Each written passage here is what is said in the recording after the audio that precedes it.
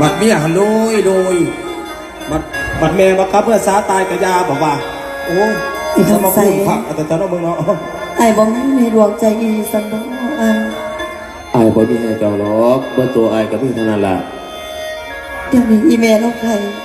หาเงินซื้อยากับบ่มีได้บ่สันถ้าว่าไอ้บ่ให้ดวงอีแต่ให้ดวงยืมก่อนได้บ่สันไอ้จัก2-3 แสนถ้าว่าดวงไปทำการทำงานแล้วดวงก็เสียมาแทนซะน้องดวงไอ้นั่นบ่มี2-3 แสนก็ได้ให้กลับเมื่อสายมาบอกอีเมลเด้อว่าไอ้บ่มีเงินมีทองให้หรอกให้เจ้ากลับเมื่อบอกอีเมลเจ้าแล้วกันใหญ่แล้วหลวงเอ้ยควรเหตุควรหาควรไปหาหลับจากรับบ้านคือพี่น้องวงเกี่ยวเขาเหตุการเหตุงานปลูกหมอกปลูกมันปลูกพักปลูกหญ้าขายในตลาดตะลี่ผมเป็นเจ้าจีเที่ยวมาขอแต่น้ำอ้ายเด้อสิดวงกลับไปอยู่เอาแต่หามาได้เท่านั้นก็ไปซื้อตะยาให้แม่เบิ่งดวงบ่ฮู้ว่าสิเฮ็ดสิหาแนวใดอีกไอ้บักสันดวงขอยืมก่อนได้บ่อ้ายอ้าวจะว่าบ่ขอใจสมบูรณ์แต่จะว่าอ้ายบ่มีอ้ายมีเท่านี้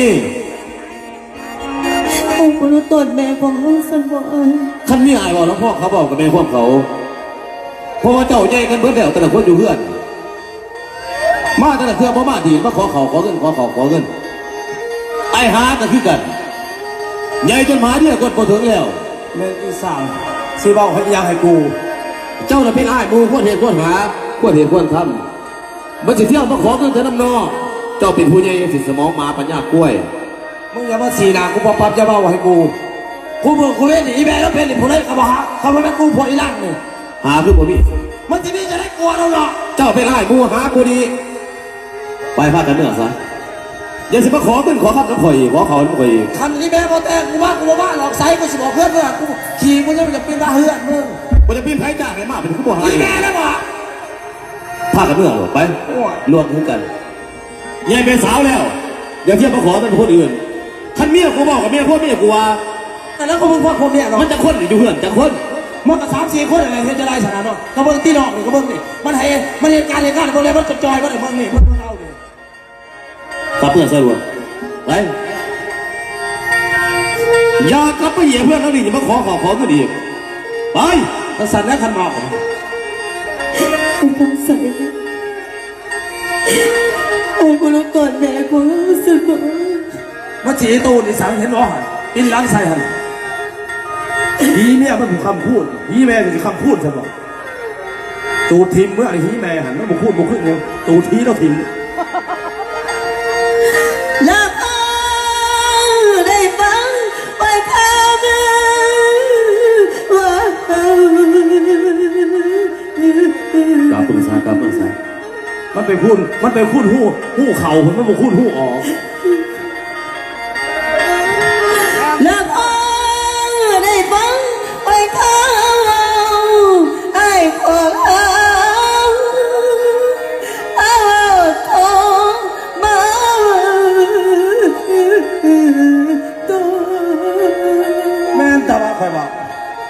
วันแม่จะคล้องไว้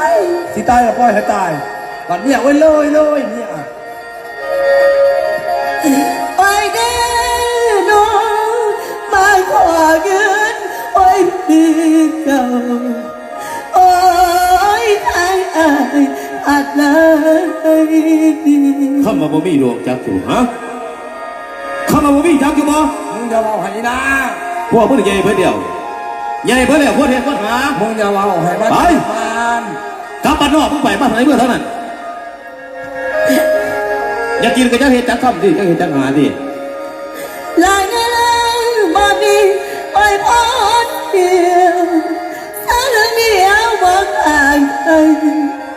อ้คอยพี่น้องบ้านพวกแก้วเขาเห็นพาเขายังมีอยู่มีกินยังหลับยังด้วยขี้ข้าทั้งหลายอย่างของพวกมึงหมดสิมี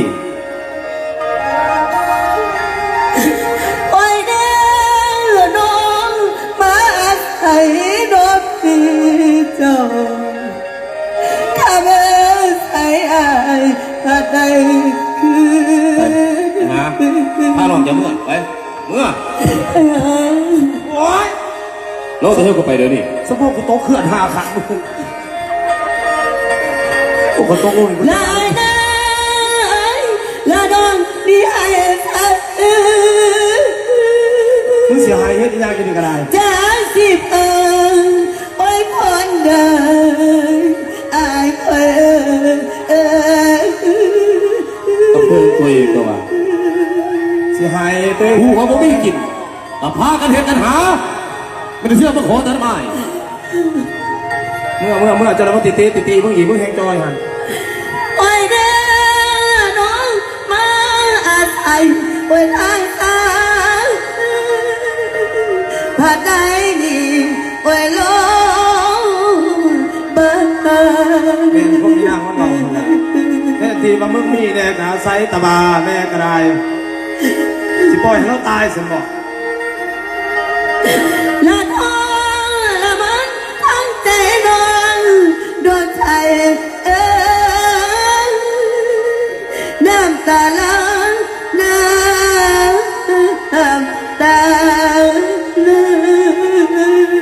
ยับนี้ไกลๆหรอกกูจะรับมาเทียนกูโตคืออันนี้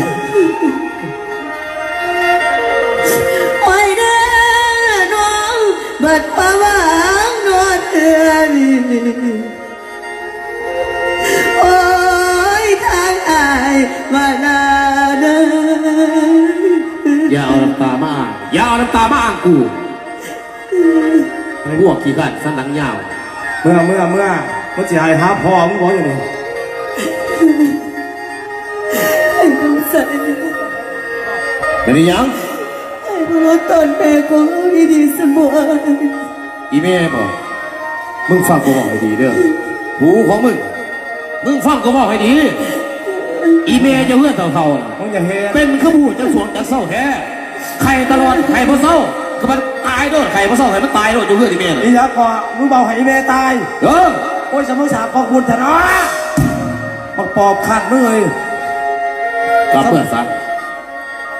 อย่ามาขอเข่าขอตัวดีอย่าเห็นยังไงตอนรับบาดใจ ถือโร เพราะว่าเจ้ามาตอนเชื่อ มึงอยากมึงก็กิน เฮ็ดให้อ้ายเนี่ยพิษกับหลูกกับเมียกับพ่อกับครัวน้องใหญ่เบ้เดียวคือบ่เฮ็ดบ่หาแน่คือคำจำแก้วนะฮะคือบ่เฮ็ดบ่หาแน่ มึงอย่าเฮ็ดหรอก พากันเมื่อเดียวนี้ไปข้ากันเมื่ออย่าขึ้นมาเรื่องนั้นอีกไปพากันเมื่อเลย